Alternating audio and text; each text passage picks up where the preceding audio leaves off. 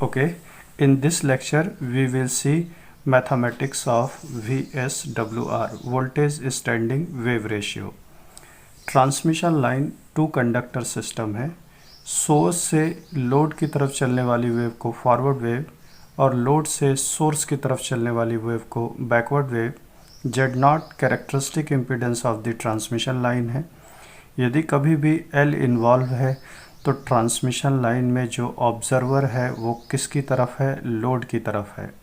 Transmission line में voltage और current किसके फॉर्म पे चलते हैं? वेव के फॉर्म पे चलते हैं। ये फॉरवर्ड वेव है और ये बैकवर्ड वेव है। L इन्वॉल्व है तो ऑब्जर्वर कहाँ पर है? लोड पर है।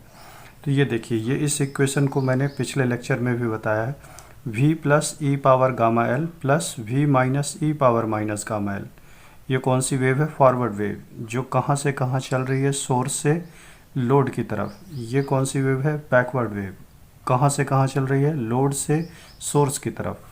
गामा क्या कहलाता है? Propagation constant. अल्फ़ा क्या कहलाता है? Attenuation constant. बीटा क्या कहलाता है? Phase shift constant. यदि ये लाइन लॉसलेस है, लॉसलेस लाइन है तो लॉसी एलिमेंट्स नहीं होंगे। तो लॉसी एलिमेंट्स कौन कौन से होते हैं? आर और जी, दोनों की वैल्यू 0 कर दीजिए तो मुझे किसी भी तरीके का लॉस नहीं होगा। यदि लॉस नहीं हुआ तो मतलब मेरा एटीन्यूएशन नहीं होगा, मतलब अल्फ़ा इक्वल्स टू 0 होगा। मतलब गामा की वैल्यू क्या हो जाएगी? जे बीटा हो जाएगी। अल्फ़ा की वैल्यू यहाँ 0 कर दीजिए, जे बीटा। तो इस गामा की वैल्यू आप इस इक्वेशन में रख दीजिए। तो ये इक्वेशन मॉडिफाई होके क्या हो जाएगी? v प्लस ई पावर जे beta L, v minus e power minus j beta L. तो ये लाइन मैंने कैसी मान ली? लॉसलेस ट्रांसमिशन लाइन मान ली। अब इस इक्वेशन में क्या करिए? इस टर्म को कॉमन लीजिए। कॉमन लेंगे तो यहाँ पे क्या बचेगा? 1 plus we minus divided by V plus, और इसका ये ई पावर जे बीटा एल ऊपर जाके क्या बन जाएगा? ई पावर माइनस 2 जे बीटा एल। इस टर्म को देखिए, ये टर्म क्या है? v minus upon we plus, ऐसा reflected wave upon incident wave. Reflected wave मतलब यहाँ से यहाँ, इंसिडेंट वेव मतलब सोर्स से लोड की तरफ। दोनों चीज़ का रेशियो है क्या? बिल्कुल। तो क्या मैं इसे रिफ्लेक्शन कोफिशिएंट बोल सकता हूँ? मैंने पहले भी डराइव कर रखा है। तो gamma L is equal to v minus upon we plus e power minus 2 J beta L. इस चीज़ का क्या मतलब है? ये रिफ्लेक्शन कोफिशिएंट है। ये किसका फंक्शन है? L का फंक्शन है। चलिए L की वैल्यू 0 रखते हैं। L की वैल्यू 0 रखना मतलब आप कहाँ पर हो? लोड पर हो। तो इस चीज़ को पढ़ते कैसे हैं? Reflection coefficient at load. Reflection coefficient at load. तो L की वैल्यू 0 पुट किया तो ये वाला टर्म क्या हो जाएगा? 1। तो v minus upon we plus is equal to gamma L। अच्छा, आपने देखा होगा कि इस रिफ्लेक्शन कोफिशिएंट को मैंने पहले भी बताया है कि it is ZL minus Z0 over ZL plus Z0। तो आप इसको देखिए, ये रिफ्लेक्शन कोफिशिएंट कैसा दिख रहा है? कॉम्प्लेक्स दिख रहा है? रियल दिख रहा है? तो मेरा जवाब है कॉम्प्लेक्स है। तो कभी भी आज के बाद यही कहना है कि रिफ्लेक्शन कोफिशिएंट क्या है? एक कॉम्प्लेक्स नंबर है। कभी भी आप उसको रियल नहीं कहें। तो ये कॉम्प्लेक्स नंबर है और मान लीजिए ये रेक्टेंगुलर फॉर्म है। तो किसी भी कॉम्प्लेक्स नंबर के दो फॉर्म हो सकते हैं, एक रेक्टेंगुलर फॉर्म और दूसरा polar form, r into E power I theta L. तो यदि ये mod gamma L complex number है, ये सॉरी गामा एल यदि कॉम्प्लेक्स नंबर है तो इसका कुछ मैग्नीट्यूड होगा मॉड गामा एल मतलब r। इसका कुछ एंगल भी होगा, दैट इज थीटा एल। इस पार्ट को भी नेक्स्ट पेज में और डिस्कस करेंगे। तो देखिए आप इस इक्वेशन में v minus upon we plus, v minus upon we plus की जगह पे क्या रख सकता हूँ? Gamma L. लेकिन इस गामा एल को कभी भी रियल नंबर नहीं कहना। ये गामा एल कैसा नंबर है? कॉम्प्लेक्स नंबर है, प्लीज़ रिमेंबर। तो देखिए आप कॉम्प्लेक्स नंबर थोड़ा सा रिकॉल करा देता हूँ। तो कॉम्प्लेक्स नंबर देखिए ये क्या है? एक कॉम्प्लेक्स नंबर है 3 प्लस 4i। आप देखिए इसमें रियल पार्ट है as well as imaginary part है। यदि मैं इसमें बोलूँ आपसे कि मैग्नीट्यूड निकालना है तो आप जल्दी से √3 स्क्वायर 4 स्क्वायर कर देंगे और वैल्यू आपकी आ जाएगी 5। और थीटा निकालने के लिए बोलूँगा तो tan इनवर्स 4/3 b/a होता है। अच्छा, आप देखिए कि ये कॉम्प्लेक्स नंबर का कौन सा फॉर्म है? Rectangular form. आपने r और थीटा निकाला तो इस z को आप r into E power I theta के फॉर्म पे लिखा है आपने। मतलब मैग्नीट्यूड और एंगल के फॉर्म पे लिखा हुआ है क्या? बिल्कुल लिखा हुआ है। तो देखिए इस टर्म को देखिए, क्या ये टर्म कॉम्प्लेक्स नंबर है? बिल्कुल है। क्या इसका ये मॉड गामा एल मैग्नीट्यूड है? बिल्कुल है। थीटा एल क्या है? एंगल है।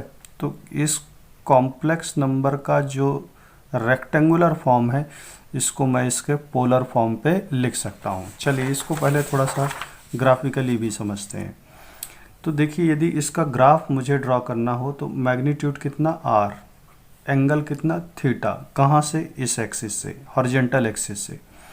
अच्छा सोच के देखिए कि यदि मैं इसको मैं कभी कभी वेक्टर भी बोलता हूँ, इस वेक्टर को यदि कभी ऐसा रोटेट करूँ तो सोच के देखिए इसका लोकस कैसा बनेगा। इसका लोकस एक सर्कल बनेगा।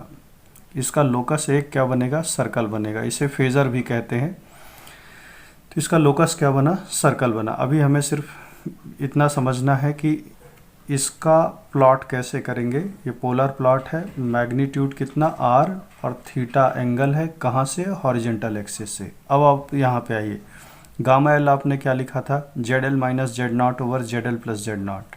मान लीजिए जेड एल क्या है? 30 प्लस 50 आई और जेड नॉट क्या है? 50। इस पे रखिए तो ये आपको अब क्लियरली दिख रहा होगा कि ये -20 plus 50 I divided by 80 plus 50 आई। क्या ये कॉम्प्लेक्स नंबर है? लेकिन कॉम्प्लेक्स नंबर का कौन सा फॉर्म है? रेक्टेंगुलर फॉर्म है। क्या आप इसको पोलर फॉर्म पे कन्वर्ट कर सकते हैं? बिल्कुल कर सकते हैं। पोलर फॉर्म पे कन्वर्ट करेंगे तो आपका क्या आएगा? एक मैग्नीट्यूड आएगा इसकी तरीके से, एक थीटा आएगा इसकी तरीके से। तो मतलब मेरे कहने का मतलब ये है कि आप किसी भी रेक्टेंगुलर फॉर्म को किस में कन्वर्ट कर सकते हैं? पोलर फॉर्म पे। यदि मैं इसी को बोलूं कि प्लॉट करना है तो कैसे प्लॉट करेंगे? मैग्नीट्यूड है, बिल्कुल ये मैग्नीट्यूड है। एंगल क्या है? थीटा एल, कहाँ से? हॉरिजेंटल एक्सिस से। देखिए आपने यहाँ पे भी प्लॉट किया था, आर प्लॉट किया और एंगल कहाँ से मिला? एंगल कहाँ से मेज़र किया? हॉरिजेंटल एक्सिस से। बिल्कुल सिमिलरिटी देखिए, दोनों में सिमिलर है।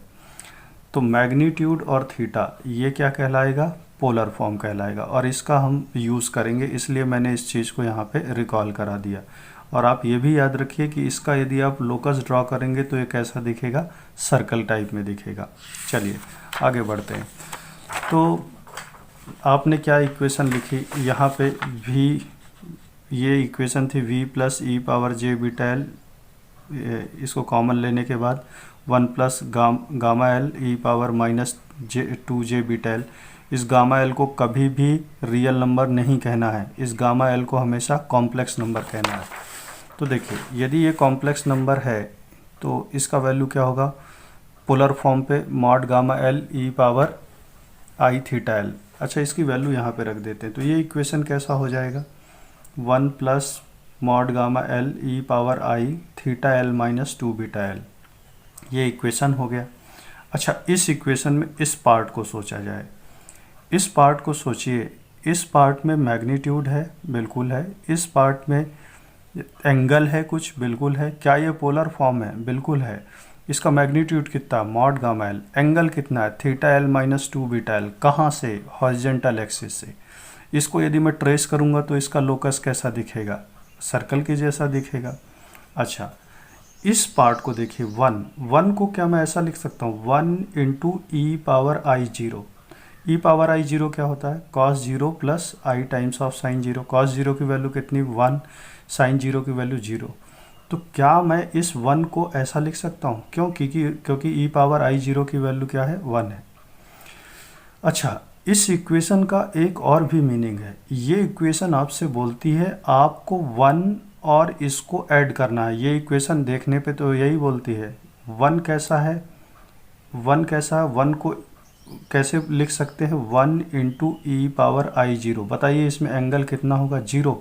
तो क्या ये 0 एंगल है? ये 0 एंगल है। और इसका मैग्नीट्यूड यहाँ से लेके यहाँ तक कितना है? 1 है। अच्छा दूसरे पार्ट को देखिए, इसका मैग्नीट्यूड कितना है? मॉड गामा एल है। एंगल कितना है? Theta L minus two beta L है। इन दोनों को मैं किसके तरीके से ट्रीट कर रहा हूँ? As a vector. फेज़र जो है, ये जो फेज़र है, ये जो आपको दिख रहा है ऐसा ऐसा घूमता हुआ, ये इसको हम फेज़र भी बोलते हैं। ये क्या है? एक वेक्टर क्वांटिटी है। तो देखिए ये दोनों वेक्टर्स हैं। देखिए ऐसा रखा और इसकी टिप पर, इसके हेड पर मैंने दूसरा वेक्टर रख दिया। तो ये दोनों क्या है, वेक्टर हैं। ये पहला वाला वेक्टर ये जिसका मैग्नीट्यूड 1 है और एंगल क्या है, 0 है। दूसरा वाला वेक्टर ये जिसका मैग्नीट्यूड मॉड गामा एल है और एंगल का कितना है, theta L minus 2 beta L. ऐसा मैंने क्यों किया, ऐसा मैंने इसलिए किया क्योंकि ये इक्वेशन बोलती है कि इन दोनों वेक्टर्स को ऐड करो। इसको वेक्टर ऐसा बनाया, इसको ऐसा वेक्टर बनाया। अब सोच के देखिए, अब देखिए यदि ये angle theta L minus 2 beta L 0 degree हो जाए, 0 डिग्री हो जाए, तो ये वाला वेक्टर कैसा दिखेगा, ऐसा। यदि theta L minus 2 beta L यदि 90 डिग्री हो जाए तो ये जो वेक्टर है, ये वाला जो वेक्टर है 90 डिग्री कैसा दिखेगा, ऐसा। यदि ये एंगल 180 डिग्री हो जाए तो ये वाला वेक्टर कहाँ दिखेगा, इस तरफ, ऐसा।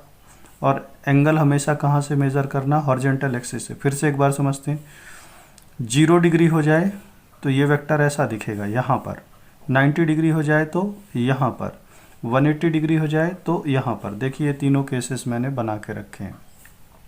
चलिए आगे देखते हैं। अच्छा, VSWR की बेसिक डेफिनेशन पे जाते हैं। VSWR की बेसिक डेफिनेशन क्या होती है कि maximum voltage divided by minimum voltage, है ना, ऐसा कुछ डेफिनेशन हुआ करती थी। आप सोच के देखिए, ये भी एक वेक्टर, ये भी एक वेक्टर, इन दोनों से मैक्सिमम वैल्यू मुझे कब मिल सकती है, जब दोनों का ओरिएंटेशन क्या हो, सेम हो। मतलब ये वेक्टर ऐसा हो, ये वेक्टर ऐसा हो। मतलब theta L minus 2 beta L, यानी theta L minus 2 beta L equals to 0 degree रखें तो ये दोनों क्या, ये दोनों मिलके कैसी वैल्यू देंगे, मैक्सिमम वैल्यू देंगे। ठीक है। अच्छा, ये दोनों मिनिमम वैल्यू कब देंगे, जब इसका ये ऐसा एंगल हो जाए, ये तो 0 डिग्री पे है ही, और ये कैसा हो जाए, अपोजिट हो जाए, मतलब इस डायरेक्शन पे। और जब इस डायरेक्शन पे हो जाएगा तो एंगल कितना हो जाएगा, 180 डिग्री। आप देखिए जब अपोजिट डायरेक्शन पे हुआ था तो एंगल कितना था, 180 डिग्री था। चलिए, मतलब theta L minus 2 beta L कितना हो जाए, 180 डिग्री। तो मुझे क्या मिलेगा, मिनिमम वैल्यू मिलेगा। मुझे एक बात समझ में आई। मुझे क्या बात समझ में आई, मुझे एक बार मैक्सिमम वैल्यू चाहिए और एक बार मुझे क्या चाहिए, मिनिमम वैल्यू चाहिए। मैक्सिमम वैल्यू कब मिल सकती है, जब ये एंगल क्या हो, 0 डिग्री हो। मिनिमम वैल्यू कब मिल सकती है, जब ये एंगल कितना हो, 180 डिग्री हो। अच्छा चलिए, इसमें थोड़ा सा कुछ इम्प्रूवमेंट करते हैं। आप देखिए, मान लीजिए theta L minus 2 beta L 180 degree है, 180 डिग्री है। तो इस इक्वेशन में क्या होगा, मतलब इसकी जगह पे आप क्या रख देंगे, 180 डिग्री रख देंगे। 180 डिग्री रख देंगे तो ये इक्वेशन क्या हो जाएगा, mod gamma L e power J pi हो जाएगा, 180 डिग्री। तो इसको क्या मैं ऐसा लिख सकता हूँ, mod gamma L bracket start cos pi plus I times of sine pi. Cos pi की वैल्यू कितनी होती है, -1। साइन पाई की वैल्यू कितनी होती है, 0। तो ये कितना हो जाएगा, minus of mod gamma L. अच्छा, theta L minus 2 beta L की वैल्यू यदि 0 डिग्री रखा जाए तो ये इक्वेशन क्या हो जाएगी, ये इस इक्वेशन में क्या फ़र्क आएगा, mod gamma L e power J 0। तो ये क्या हो जाएगा, mod gamma L cos 0 plus I times of sine 0, मतलब मॉड गामा एल मिलेगा। कॉस 0 की वैल्यू कितनी होती है, 1, साइन 0 0 होता है। चलिए, तो एक बार क्या, यदि ये एंगल 0 डिग्री हो गया तो वेक्टर दोनों ऐसे दिखेंगे, मतलब मैक्सिमम वैल्यू मिलेगी। ये एंगल 180 डिग्री हो गया तो दोनों वेक्टर कैसे हो जाएंगे, अपोजिट हो जाएंगे, मतलब कैसी वैल्यू मिलेगी, मिनिमम वैल्यू मिलेगी। तो चलिए यहाँ पे देखिए, मैंने यहाँ पे लिखा है v L is equal to v plus e power J beta L, मतलब ये वाला, और आगे इक्वेशन में लिख दिया 1 प्लस मॉड गामा एल। पक्की बात है, वैल्यू कैसी है, मैक्सिमम है। दूसरे केस पे देखिए, इस इक्वेशन को देखिए। दूसरे केस पे मैंने क्या लिखा है, वी प्लस ई पावर जे beta L 1 minus mod gamma L, मतलब पक्की बात है, मिनिमम वैल्यू। मतलब ये theta L minus 2 beta L क्या हो गया, 180 डिग्री हो गया। अच्छा, हमारा VSWR क्या था, मैक्सिमम टू मिनिमम का रेशियो था, v max divided by we min. इन दोनों का क्या था, रेशियो था। तो इन दोनों का रेशियो लो तो ये कैंसिल आउट हो जाएगा। इससे मुझे क्या मिलेगी, मैक्सिमम। तो मैंने क्या लिखा, वी मैक्सिमम। इससे मुझे क्या मिलेगा, मिनिमम। तो वी मिनिमम, दोनों को डिवाइड करिए, आपको 1 plus mod gamma L divided by 1 minus mod gamma L मिलेगा। तो ये VSWR और रिफ्लेक्शन कोफिशिएंट में क्या है, रिलेशन है। तो एक बार सभी चीज़ों को फिर से अच्छे से रिकॉल कर लेते हैं कि कौन सी चीज़ का क्या मतलब है। आप देखिए, आपने शुरुआत कहाँ से की थी, एक ट्रांसमिशन लाइन है। ट्रांसमिशन लाइन में दो तरीके की वेव, फॉरवर्ड वेव और बैकवर्ड वेव। ये ट्रांसमिशन लाइन को लॉसलेस माना, मतलब अल्फ़ा की वैल्यू 0, मतलब gamma is equal to J beta, इस इक्वेशन पे रखा, कुछ नहीं किया, एक कॉमन लिया 1 plus we minus upon we plus e power minus 2 J beta L. ये क्या है, रिफ्लेक्शन कोफिशिएंट है। एल यदि इन्वॉल्व है तो ऑब्जर्वर कहाँ पर है, लोड पर है। एल की वैल्यू 0 रख दिया तो ऑब्जर्वर कहाँ पर है, लोड पे है। तो रिफ्लेक्शन कोफिशिएंट एट लोड क्या है, v minus upon we plus, यानी वी माइनस और वी प्लस की जगह पे मैंने क्या रख दिया, गामा एल रख दिया। और gamma L is equal to क्या होता है, Z L minus Z naught over Z L plus Z naught. ये एक तरीके का कॉम्प्लेक्स नंबर है, रेक्टेंगुलर फॉर्म है। किसी भी रेक्टेंगुलर फॉर्म को पोलर फॉर्म में कन्वर्ट किया जा सकता है। रेक्टेंगुलर फॉर्म को देखिए आप, पोलर फॉर्म में कन्वर्ट करने की मैंने यहाँ पे कोशिश की। इसका ग्राफिकल रिप्रेजेंटेशन भी बनाया, इसका मैग्नीट्यूड आर, एंगल थीटा, लेकिन थीटा कहाँ से, हॉरिजॉन्टल एक्सिस से। रिफ्लेक्शन कोफिशिएंट एक कॉम्प्लेक्स नंबर है, कभी भी आप इसको रियल नंबर नहीं कहेंगे। तो कॉम्प्लेक्स नंबर का ये कौन सा फॉर्म है, रेक्टेंगुलर फॉर्म है। इसको मैंने पोलर फॉर्म में कन्वर्ट कर दिया। पोलर फॉर्म में कन्वर्ट कर दिया तो इसमें मैग्नीट्यूड मिलेगा और कुछ एंगल मिलेगा। ये देखिए, ये मैग्नीट्यूड बनाया और एंगल कहाँ से बनाया, हॉरिजॉन्टल एक्सिस से बनाया। इस इक्वेशन में देखिए कुछ हिडन है। इस इक्वेशन में देखिए 1 एक ऐसा पार्ट है और ये गामा एल वाला दूसरा पार्ट है। क्या 1 को ई पावर जे 0 लिख सकता हूँ, लिख सकता हूँ, क्योंकि ई पावर जे 0 की वैल्यू क्या होती है, 1 हो सकती है। तो क्या एक तरीके का फेज़र है या वेक्टर है, बिल्कुल है। क्यों, इसका मैग्नीट्यूड कितना है, 1 है, और एंगल कितना है, 0 डिग्री है। कहाँ से, हॉरिजॉन्टल एक्सिस से। यदि इसको आप ऑब्जर्व करिए तो ये इसका मैग्नीट्यूड कितना है, मॉड गामा एल है, और एंगल कितना है, theta L minus 2 beta L. Theta L minus 2 beta L कहाँ से, हॉरिजॉन्टल एक्सिस से है। आप इस ग्राफ को देख के बोलिए इसका लोकस कैसा होगा। इसका लोकस एक सर्कल की तरीके से होगा। यदि theta L minus 2 beta L 0 degree हो जाए, ये एंगल 0 डिग्री हो जाए, तो ये वेक्टर किधर दिखेगा, ऐसा दिखेगा। 90 डिग्री हो जाए तो ऐसा दिखेगा, 180 डिग्री हो जाए तो ऐसा दिखेगा। और लास्ट केस में आपको मैंने क्या बताया कि यदि ये दोनों का ओरिएंटेशन सेम हो जाए, मतलब दोनों का एंगल 0 डिग्री हो जाए, तो ये दोनों ऐड होके मैक्सिमम वैल्यू देंगे। दोनों अपोजिट डायरेक्शन पे हो जाए, मतलब दोनों अपोजिट डायरेक्शन पे हो गए, मतलब ये एंगल कितना हो जाएगा, 180 डिग्री हो जाएगा। ये 180 डिग्री हो जाएगा तो ये वाला टर्म क्या हो जाएगा, माइनस मॉड गामा एल हो जाएगा। और 0 डिग्री हो जाएगा तो केवल मॉड गामा एल हो जाएगा। और साथ साथ देखिए हमने मैक्सिमम और मिनिमम वैल्यू पे ही क्यों इंटरेस्टेड थे, क्योंकि हमारा जो VSWR है ratio of maximum to minimum.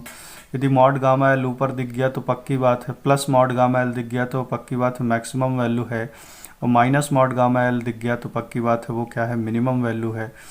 तो इन दोनों का आप रेशियो लेंगे, इससे मुझे क्या मिलेगा, मैक्सिमम वैल्यू, इससे क्या मिलेगा मुझे, मिनिमम वैल्यू। तो V max divided by we min is equal to 1 plus mod gamma L divided by 1 minus mod gamma L, that is equals to VSWR।